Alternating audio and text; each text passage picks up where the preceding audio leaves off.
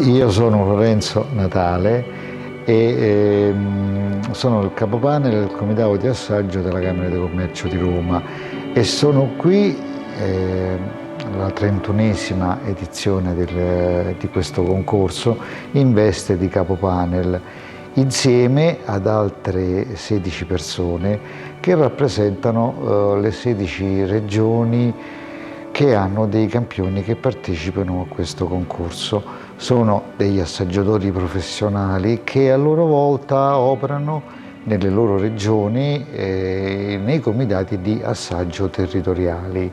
Diversamente da tutti gli altri, questo concorso è l'unico in cui i campioni vengono preselezionati a livello locale, cioè ciascuna regione preseleziona all'interno delle sue aziende partecipanti e li manda qui.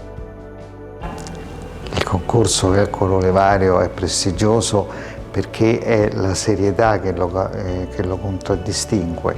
Il concorso inizia quando i funzionari di Unioncamere delle diverse regioni vanno nelle aziende che hanno chiesto di partecipare, verificano che l'olio esista, la quantità minima prevista dal regolamento del concorso esista, lo prelevano e lo riportano nelle loro sedi regionali.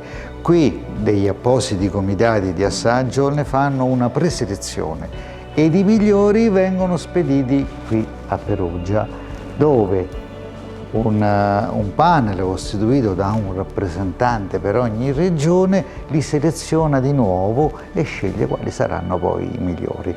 Ecco, in questo senso, cioè la garanzia di ciò che arriva alla fine veramente esiste.